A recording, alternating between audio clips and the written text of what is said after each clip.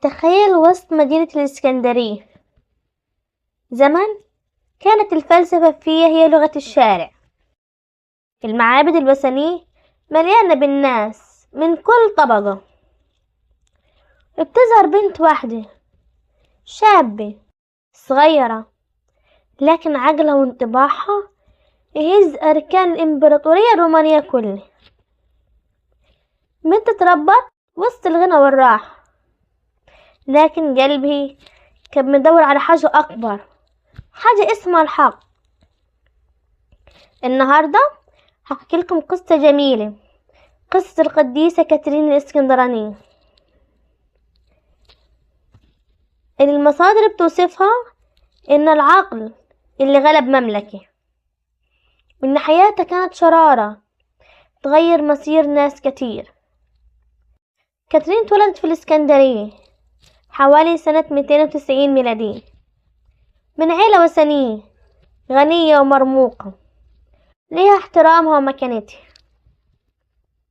ومن صغرها كانت حاجة مختلفة، مش بس جمال ظاهر، لكن ذكاء يخوف. كانت بتحفظ الشعر وتدرس الفلسفة، تتعلم لغات وتثقف نفسها. كانت شايفة العالم حواليها ومش مقتنعة أن الأصنام هي الإله.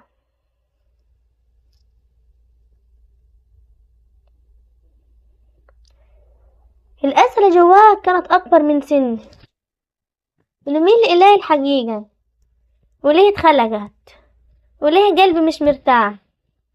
دي كل أسئلة كانت محيراها.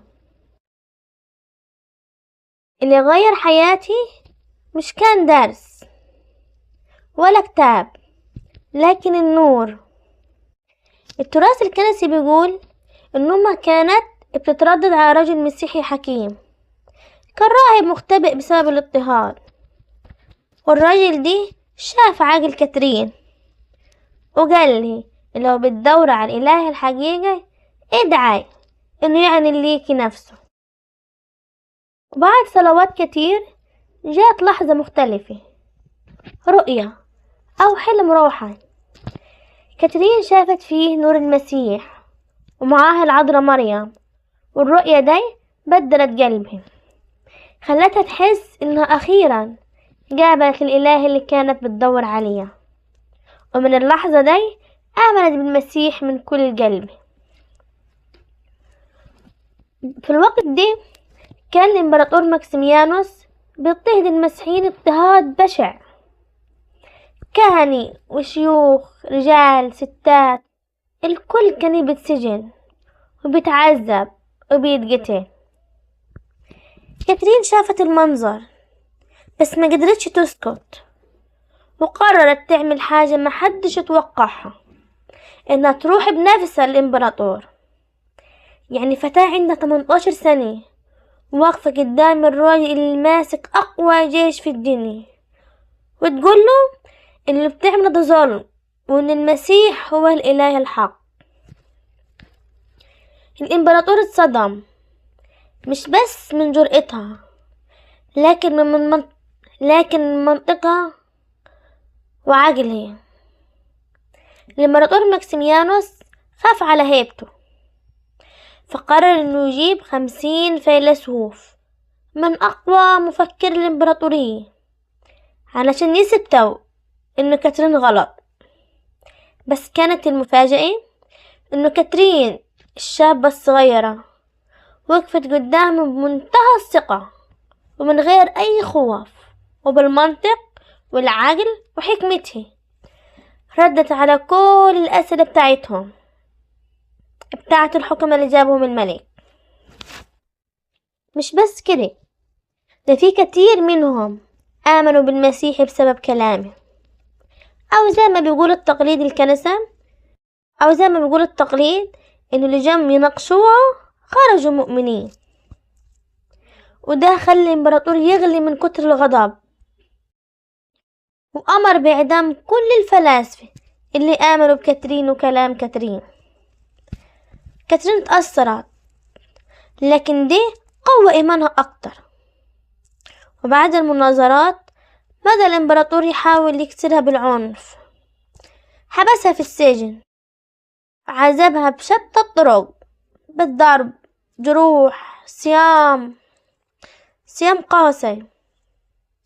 لكن الروايات بتقول إنه في ملاكة كانت تيجي تزور السجن وتشفي جروحي وتقويها وترجع أحسن من الأول. والجنود نفسهم كانوا بيتخضوا من المنظر اللي كانوا يشوفوه. الإمبراطور اخترع طريقة جديدة لتعذيبهم، عجلة فيها سكاكين وشواك، ومجرد لمس العجلة دي الجسم يتقطع. ربطوها، لكن قبل ما العجلة تلمسه السماء أعلنت وجوده. العجلة اتكسرت قدام جميع الناس واتحطمت بالكامل. ده مش كده، ده كمان جنود اتصابوا منه، والناس بدأت تهمس دي مش بنت عادية، دي أكيد الله معاها. عشان كده جت لها القوة دي كلها، وهو اللي اداها القوة ده.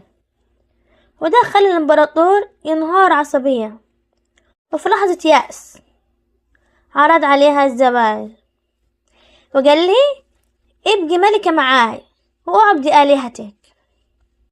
لكن ردها كان صادم، أنا عروس المسيح ومش هقبل غيره. هو ما قدرش يستوعب الرد ده، فبدأ يفكر في آخر حل وصدر الحكم بقطع الرأس.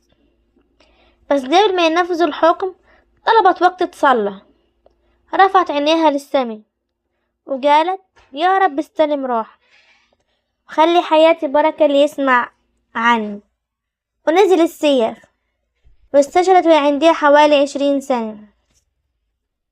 التقليد الكنسي القديم بيقول إن ملايكة نقلت جسدها لجبل سيناء، والنهاردة هناك دير القديسة كاترين، أحد أقدم الأديرة في العالم، عايش شاهد على قصة شاب قلبها غلب إمبراطورين. بس الدرس الحقيقي من قصة كاترين إن الإيمان مش سن ولا قوة ولا علم ولا منصب. الإيمان قوة في القلب، لما يسكن فيه الحق يبقى أقوى من السلاسل ومن الملوك ومن الموت نفسه. فلو القصة لمست قلبك اعمل لايك للفيديو واكتب في التعليقات قوتي في إيمان، عشان نعرف قد ايه الحكاية أثرت فيك.